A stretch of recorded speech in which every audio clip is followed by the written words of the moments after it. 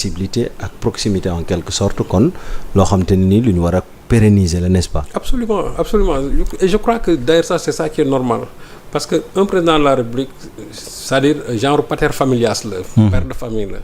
Père de famille nag da ngay def de sorte que sa njaboot dañuy am accès ci yow. dañ lay ñeme et puis am facilité pour tax toog waxtaan ak yow.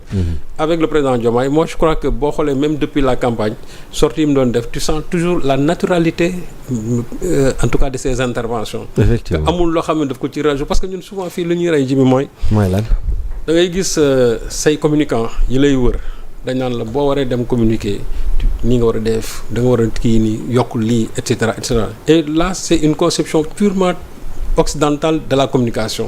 Alors que chez nous les codes de la communication c'est pas comme ça c'est-à-dire de façon relaxe da nga waxtaan ak nit ñi léegi leen war a wax la ko des fois sax dina am ay petites plaisanteries yoo xam ne nii dafay assaisonner. waxtaan bi et je crois que xam ne duñ crispé. sur la forme côté boobu moom. Vraiment président Diomaye mën naa wax ne réussir na ko. Donc forme bi nag su réussir dafay fekk aussi day dimbali fond bi. D'accord moo tax boo xoolee aussi fond bi quasiment mën naa wax li mu wax ci forme bi am lay waxaat ci fond bi dans la mesure où toutes les questions yi nga xamante ne qui ont été abordées et puis y avait pas de questions tabou. li ñu laaj lépp sans hésitation il a répondu de façon très naturelle et tu sentais vraiment la sincérité aussi dans ses réponses et je crois que c'est ça qui est essentiel et loolu. ñi ko déglu yëpp xam nañ bu baax li ma wax et puis je crois que ñu bëri il partage aussi li nga xamante ne moom laa wax sur cet angle là c'est-à-dire la franchise dans ses réponses la sincérité aussi vraiment dans ses réponses donc côté boobu mën naa ne aussi président bi vraiment il a réussi.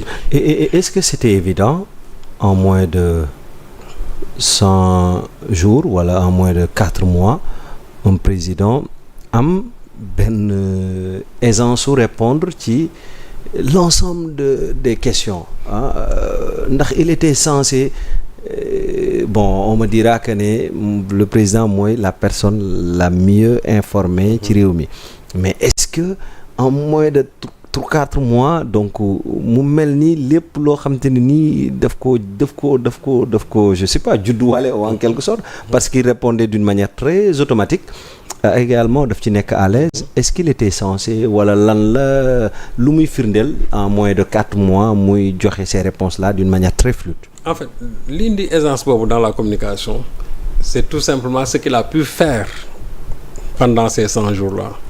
Parce que su fekkee ne yow ci li ngay interroger am na lu bari loo xam ne da nga ko sooxee ça aurait été quelqu'un d'autre c'est-à-dire boo defuloon yenn yi tu n'allais jamais convoquer une conférence de presse parce que kenn on l'a pas contraint à le faire. Oui. Parce que président yi fi jaar fii yëpp amul kenn koo xamee ne pendant ces 100 premiers jours quand même ñoom def nañ conférence de presse pour wax ne 100 jours yi lañ def. Effectivement. Je me rappelle le président Macky Sall moom en 100 jours waxoon naa fi ne 2 réformes majeures la 2 décisions majeures moom la defoon. mooy la suppression de 59 agences plus maintenant la réduction du coût de la vie ñaar yooyu la woon te loolu xam nga ne vraiment dans une conférence de presse mën na ko wax et en plus aussi amoon na ay affaires yu déjà yu commencé woon a am avec l'histoire du pétrole mais bon je ne reviendrai pas là-dessus. Mais avec le président Diomaye c'est-à-dire que en 100 jours il y a eu beaucoup de décisions majeures qui ont été prises. Et c'est là où je flétris vraiment la mauvaise foi en tout cas de ceux qui prétendent s'opposer au président de la République. Moi, je crois que dans une démocratie, on a besoin d'opposition. Mais aussi, il faut que l'opposition se fasse quand même dans la sincérité. Xam nga mauvaise foi moo baaxul parce que président bi li mu génn wax yëpp je crois que kenn mënu ci tegg dara ce qu'il a pu réaliser pendant ces 100 jours là c'est pas évident loolu je crois que boo doon jël 1 an am na des présidents yoo xam ne loolu duñ ko ci réaliser. Pourtant ñoom jéem nañoo teggi teg fi dara. waaw mais loolu la wax c'est-à-dire que li ñuy teggi lan lañ teggi man quand j'entends certains qui parlent te li ñuy wax loolu man dinaa ci dellusiwaat léegi. Oui, allez-y. waaw j'ai entendu quelqu'un comme Thierno boobu sax moom quand il est sorti je crois c'était pour parler de président par intérim et cetera moi je crois que ça c'est de la diversion soo déggee président bi li mu wax ça a été très clair moom il est revenu sur son amitié avec Ousmane Sonko te loolu kenn mënu ko natable et puis c'est que les gens vraiment li ñu doon xaar.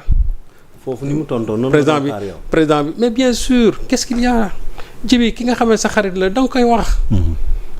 c'est mon ami te loolu ñëpp xam nañ ko seen xaritoo moo tax tey Ousmane Sonko boo xoolee quasiment c'est battu pour que Diomaye arrive au pouvoir. parce que Ousmane avait la possibilité à un certain moment bu doon dealer dëggantaan dafay topp Macky Sall parce que Macky Sall lui avait proposé cela. Que je reporte l'élection pour que tu puisses te présenter. Mais boobu déjà la candidature de Diomaye était déjà actée. Loolu Ousmane l'aurait fait il serait le pire des traîtres. Mais xam na li ci biir et Ousmane toujours ce qu'il a dit ça a été clair lu mu wax mooy nous on a un projet et puis lu mu yàgg wax projet bi man su ma ko porté wul. keneen dina ko porté quoi et je crois que c'est ça la philosophie de Pastef. Diomaye bu ko porté wul woon keneen war na ko mën a porté un Birame Souleye un El Malick un Ngagne Demba Touré parce que c'est un projet donc c'est vrai que nit ki souvent choix nit ki bon da ci am na ci solo. mais day dem foo xamante ni da ngay jël nit ki teg ko de côté mais nga jël projet bi teg ci kanam. donc quand le président Diomaye va jusqu'à en tout cas wax son amitié et puis loolu du lu bees. du lu bees ñëpp xam nañ seen diggante ni mu demee parce que nit boo ngeen demee ba nga xamante ni tudde nga ko doom c'est-à-dire que loolu dafa am lu bëri loo xam moom lay firndeel. mais seen rapport d'abord fi ñu jaar c'est d'abord professionnel syndical politique ak maintenant humain dafa am ay c'est-à-dire ay pàcc yu bëri donc loolu lépp ñoom dañ ko bokk. boo xoolee sur le plan politique. li mu wax ça a été clair. je l'encourage à bien regarder le fauteuil moom nee na moi pendant 10 ans je me suis battu pour le mettre au pouvoir moom en peu de temps il s'est battu il m'a amené au pouvoir loolu mooy dëgg nit bul doo soxor c'est-à-dire ki nga xamante ne wóor nga ne Ousmane li nga xamante moom la def pour que Diomaye arrive au pouvoir loolu ñëpp gis nañ ko et puis c'est pas Diomaye seulement des gens aujourd'hui qui sont devenus députés su ñu amoon sincérité quelqu'un comme Barthélémy Diaz ñooñu ñëpp ku ci nekk day da nga waroon taxaw nga ne Ousmane en peu de temps il a tout fait pour que moi je devienne maire de Dakar. ñi fi nekk ay députés aussi il devait dire Sonko a tout fait en peu de temps pour que moi je devienne député bu ñu amoon sincérité ñoom ñëpp dañuy taxandoo ko. mais aujourd'hui y en a ñoo xamante ni boo leen wax interrogé woon. ñoom pour ñoom. loolu Ismaïla Diallo wax na ko assemblée mu jur coow lu rëy. waaw d'accord mais léegi on verra. xam nga les élections vont venir. les locales vont venir les législatives vont venir on verra qui est qui. Ils sauront quel est le poids réellement politique de Ousmane Sonko sur tout ce qui s'est passé ñenn ñi nag am nañ franchise wax ko mais loolu wàññiwul ci dara le fait que les Sénégalais jël seeni suffrage porté ko c'est-à-dire comment dire à Diomaye. et ci franchise réponse yi sax bokk na ci bi mu waxee ci Assemblée nationale ne en quelque sorte jox raison à Ousmane Sonko par rapport ak règlement intérieur bi.